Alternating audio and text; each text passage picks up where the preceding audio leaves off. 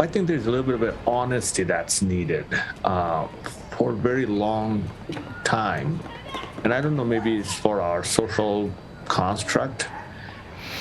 We have taken the approach that we need to save the nature, we need to save the world for some benevolent reason.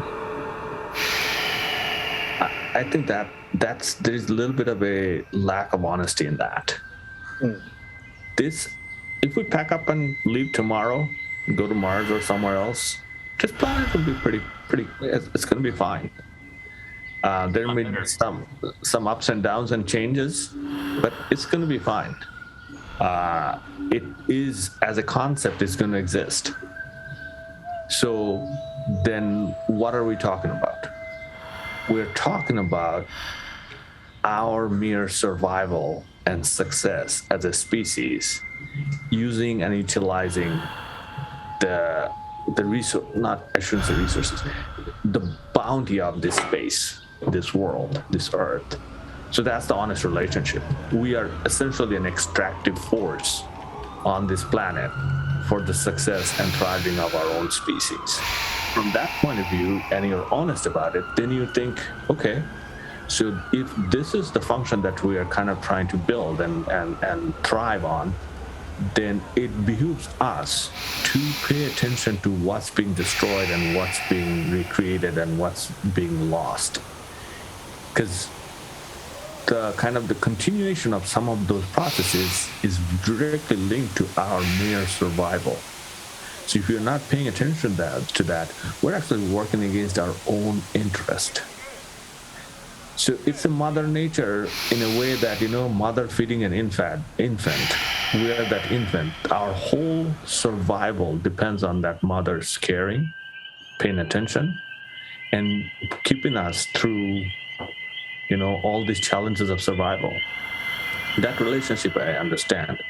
We saving this Mother Earth in one way or another, that relationship I don't understand as clearly. And I think when we move past that and have that honesty with ourselves, we probably can interact with what we need to do as a species more clearly.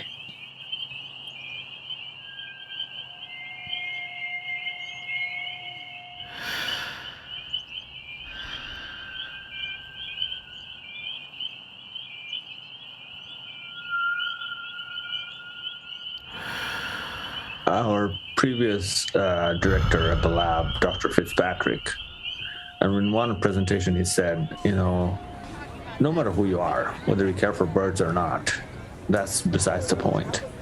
Just think that each bird is a sensor, and it's sensing its surrounding, its world, in all different places of the world. So you have these billions of sensors all around the world. So, and he was talking about bird as an organism, but then you take that and apply it to acoustics or bioacoustics. We're eavesdropping into the channels of communication of all these different species, and increasingly the technology and our data processing capacity is going to a place where we can really do that at a very large scale, if not at the global scale. We still may need to go a little bit farther to do that. But just imagine that we're eavesdropping into the channel. Then apply that to that sensing of the world and the biological world. And by sensing that, and if we could elevate that to this understanding, that could open up a area and a kind of a knowledge that could inspire or change, or kind of have it almost like a threshold shift in our understanding and knowledge. And that's the kind of space I want to imagine, that by paying attention, by understanding this hidden channel, like I'm hearing birds all day long. If I could understand, their life, livelihood, history, and, their kind of, the psychosocial kind of parts of those communication channels, I think it could open up a window to us that, again, could be a threshold shift for us. And that could be a place where we probably build more empathy towards that organism or the system.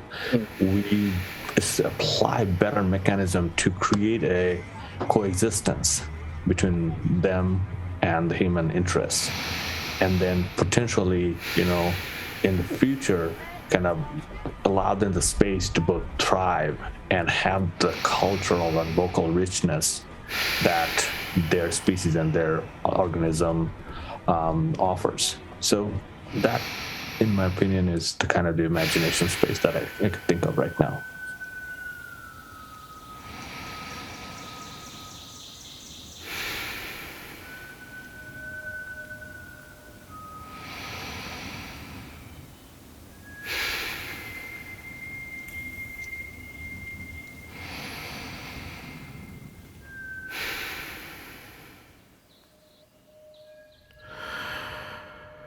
I love the way you brought up the idea of frame of reference, because when I think of putting words together like bioacoustic and imagination, on the one hand, I actually kind of find it both liberating but also really inspiring. So so much of biology as a science, or in this world that Sheik and I are in, of what we call sensory physiology, thinking about how animals sense the world around them. In many ways, it was constrained by a highly anthropocentric frame of reference. So the idea that you had anatomists in the 1800s say, well, when I go swimming, I can't smell underwater because water goes up my nose, but I can't smell anything. Fish can't smell. Whales can't smell. And it's like, you look at a fish, it's got nostrils. It has a really well-developed olfactory bulb in the brain. Like, of course it can smell. Just because a human can't do it doesn't mean, the fish can do it. I think, and it's the same thing with ultraviolet light. Humans have a fairly narrow visual wavelength spectrum that they can see. You've got birds and fish that are seeing ultraviolet light. You've got reptiles that are sensing infrared. So the way that animals perceive themselves or perceive the world around them is so much broader than what humans can do. Even terms like ultrasonic or infrasonic are specifically centered around the frame of reference of the human frequency range that we can hear. And so the idea of saying, okay, when I think of something like bioacoustic imagination, I think of what are all the weird and wild and wonderful ways that animals are using sound that haven't even occurred to us yet. So how are they picking up on, centuries or millennia of evolutionary history through vocalizations? How are they picking up on context? How do they know where one animal is calling from or what the context is, and getting past what is, our view of animals being, in some ways, just simple automatons of having a stereotyped sound that sounds like this and it's all the time. And these are relatively simplistic organisms. And instead saying, how might all of these things have evolved to greater understand the world around us? We think that acoustic communication has been around for hundreds of millions of years. It certainly predates the evolution of humans. So why should we define what animals can and cannot do only from the perspective of what humans can and cannot think about? And so, for me as a biologist, having devoted my life to this, it's all about the imagination and the inspiration of trying to understand how do animals work, how can we understand them, and how can we use that knowledge to better improve the resilience and conservation of the planet.